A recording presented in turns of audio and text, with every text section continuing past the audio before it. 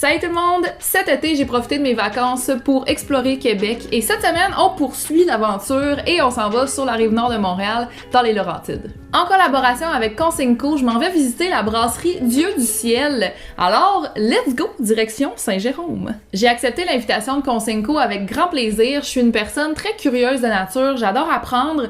Puis si je peux comprendre par le fait même comment ça fonctionne la consigne de bouteilles puis de canettes, puis en même temps devenir un petit peu plus écolo, why not? Je me suis découvert un penchant pour la bière de micro il y a quelques années maintenant, mais je m'étais encore jamais intéressée à sa fabrication, puis j'étais loin de me douter du nombre d'étapes que ça nécessite.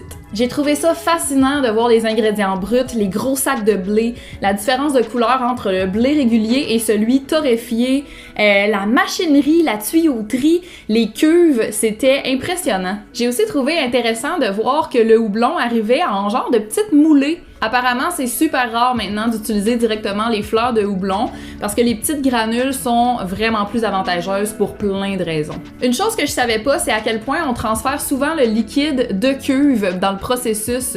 Une cuve pour l'infusion, une cuve pour la fermentation, une cuve pour l'ajout de bulles, j'en oublie probablement là. Puis ça, c'est sans compter que certaines bières finissent leur brassage dans un tonneau. Tu sais là, les bières infusées dans un baril de bourbon et tout ça là. Ben j'ai appris que ce genre de baril-là, ça s'utilise seulement une fois, puis qu'après une seule utilisation, ça redevient neutre. C'est là que tu comprends à quel point tout est dans les détails. Ensuite vient le temps de l'embouteillage. À la brasserie Dieu du ciel, ils embouteillent en canette et en bouteille de vitre. La journée où je suis allée, c'était l'embouteillage en canette qui roulait, puis on m'a dit que c'était très rare qu'il y avait les deux sortes d'embouteillage en même temps là, dans l'usine. Dans le milieu de la consigne, la canette est affectueusement appelée CRU pour contenant à remplissage unique et la bouteille de vitre est appelée CRM pour contenant à remplissage multiple. Les deux ont leurs avantages. Saviez-vous qu'une bouteille de vitre pouvait être lavée et réutilisée jusqu'à 15 fois suivant sa production? Ça, évidemment, c'est à condition de consigner, mais c'est win-win pour tout le monde. C'est écologique et économique pour nous. Chez Dieu du ciel, c'est 70% des bouteilles en vitre utilisées qui sont usagées. De son côté, la canette en aluminium doit être chaque fois fondue et fabriquée de nouveau, mais l'avantage qu'elle a, c'est qu'elle est recyclable à 100% et ce, à l'infini. Autre fun fact, saviez-vous que la consigne a été instaurée au Québec il y a plus de 200 ans?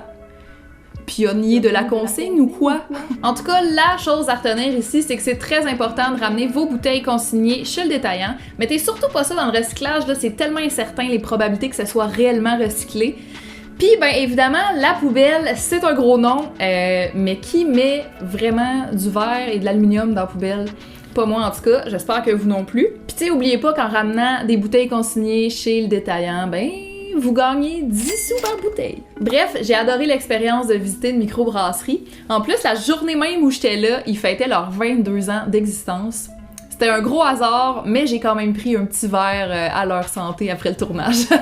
Dites-moi dans les commentaires si vous avez déjà visité une microbrasserie, puis ben sur ce, nous on se revoit dans une prochaine vidéo.